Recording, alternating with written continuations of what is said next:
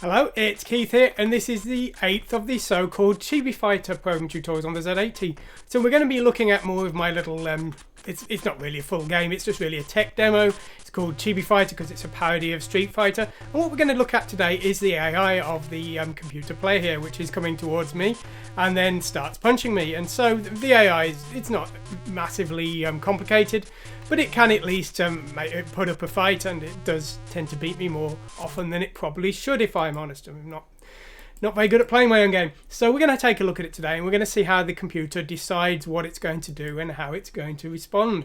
So the first thing to understand about the AI is it actually simulates a joystick. Both players are controlled in the exact same way, and so the joystick has 1 bit per direction, up, down, left, right, fire 1, fire 2, and the CPU player is actually giving the same inputs in the same way. The idea of this was that the game could be configured to have 2 human players or 2 CPU players, and so by making the AI work as a player, it meant all the other code could be reused.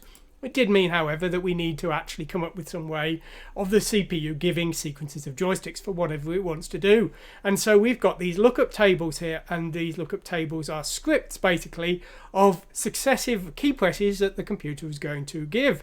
And so we've got basically a sort of left and right here, if you will. And so this one is going to go right, and this one is going to go left. The bit 0 is one of the directions, and this is a very simple one, which is just the same sequence over and over again.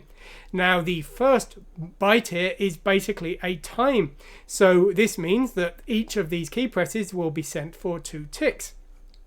This harder CPU player is going to spend less time and is going to do them all for 1 tick. Now, at this point, I should point out that quite a lot of the things that this code was designed to be able to do weren't necessarily needed. So you notice in most of these cases, really, it's always just a value of 2 here, except for this 1 time. But there were some functions that were added that I thought I might need that, once it came to actually writing usable code, it turned out they weren't needed. And those delays were possibly one of those. Now, when we actually want to control the CPU player, all we do is we load IX with the CPU's sprite object, which is the player settings. We call read AI, and then we load the returned byte into the D register and then run the update fighter routine. The same value would be loaded in from the joystick settings for the human player. And so that's what we do. So this will be executed each tick of the game. Now, the first thing we do is we actually decrease the time of the tick. Now, if the tick hasn't reached 0, we're just going to return the same value as last time, and so this will be the same direction as last time. The computer player is still doing the same thing. Otherwise, what we're going to do is we're going to actually update and return potentially a new value from this list. So what we're going to do first is we're going to load in the 16-bit value that points to the current sequence. Now, this is one of these sets of commands here. And then what we're going to do next is we're going to load in which of the possible strategies that we're going to use. Now, each of these strategies is 8 bytes. The first byte is the delay that each of these occurs for, and then the other 7 bytes are commands. And so we're multiplying that strategy number by 8 here, and we're loading in that offset. And then what we're doing here is we're loading in that first byte, which is the time that each of these commands should work for. So each of these will appear for 2 ticks. Each of these would appear for 1 tick. And so that's what we are going to load in there. And we're loading that time in here, which will be decremented during the next iteration of this sequence. So that's what we're doing there. Now, what we're doing next is we're loading in the current tick. Now, each time we do this, we've got a different tick. We've got potentially 7 ticks in total, you can see here. So we're loading in those ticks there, and we're then going to see what the computer is currently doing. Now, if the tick is 0, then the computer is actually currently thinking. And so in that case, we're going to branch over to the thinking routine. Otherwise, this is an offset for the current tick. So that would be one of these here.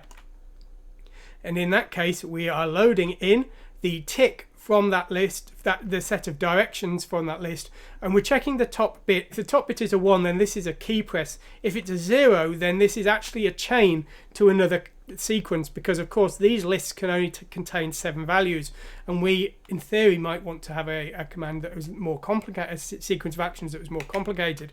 I say in theory because in practice this never actually got used. This was part of the code that I developed because I thought I would need it, but then when I actually finished the program I found out I didn't need it, so I left it in anyway. But basically what this was going to do is, rather than being a set of directions, a joystick simulation, it was actually going to be a new strategy number, and it would load in a new strategy number and then reset the tick so that the next iteration would keep processing that. But as I say, that never actually got used. Now this of course is all going to be processing the directions, and so when a direction has been selected, the new AI last direction is updated, and that means that next time we will be returning that as our joystick key press until the time reaches 0. Now that just leaves the actual job of deciding a strategy, and so this is done when the CPU has finished one of its previous command sequences and needs to decide what to do next. Now this decision is made based on two things. The first thing is the position of the CPU to the human. Is the player some distance away, the CPU wants it closer. The other thing is random generation. So we're randomly generating a byte here and storing it in B, and that's going to be our random data source. The other thing is, as I say, comparing the player and the CPU. So we're loading in the position of the player and the position of the CPU here, and we're going to use that to make our decision. So what we're doing here is we are comparing the two and seeing if the CPU and the player are on the same Z level. Now the Z level is in and out of the screen, on the ground effectively. Jumping is the Y-axis and the X-axis is across the screen. So here we're seeing if the player and the CPU are on different Z-axes, and if they are on the same or similar Z-axis, we're going to consider doing a jump. But if they're not, we're going to move the CPU to get closer on the Z-axis to the player, and so we're considering the position, and we are setting the E register to the either 2 or 4 based on the current Z-axis. Now 2 or 4 is because alternate pairs of these are for if the CPU needs to move left or right, and so the E part is deciding on the primary movement type, and then the D part is for the left or the right part, and then we're going to combine those two together when we decide our final strategy here. So here we're deciding whether to move up or down the screen on the Z-axis. Otherwise though, if we are on the same Z-axis, we're going to randomly decide to jump 1 in 4 times, and that's what we're doing here, and that would set the E register to 12, which is the jumping actions. Now once we've decided either to jump or move up or down the screen, we're now going to set the D register based on the X position of the player in the CPU. So we're deciding to either move left or right here, depending on the player's position. Now that's made our decision on the direction, and it's made our decision on jumping and things like that. One thing we are going to do though is we are going to decide if the player is a long way away from the CPU. We're going to consider throwing a fireball at the player. So how do we do this? Well, basically what we're going to do is we're going to use our random number generator, and we're going to only do this 1 in 16 times. So we're taking the top nibble, and if that is 0, we are going to actually do the fireball action, which is action 10.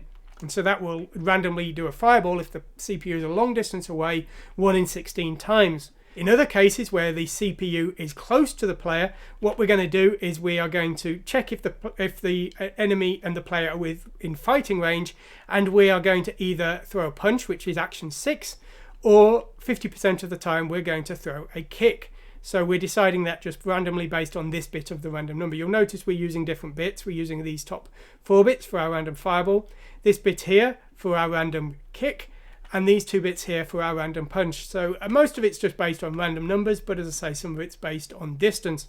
Now the final thing we've got though is the thinking stage. Now whenever an action has been completed, we are going to switch back to thinking mode. Now this is basically the best chance the player has to fight us, because when the CPU is thinking, it's not really doing anything. It's going to block for a while, and then it's going to start on its next strategy. So what we're doing here is we're loading in the current AI speed here and setting that to the time. A value of 16 means that the CPU will be thinking for an awful long time.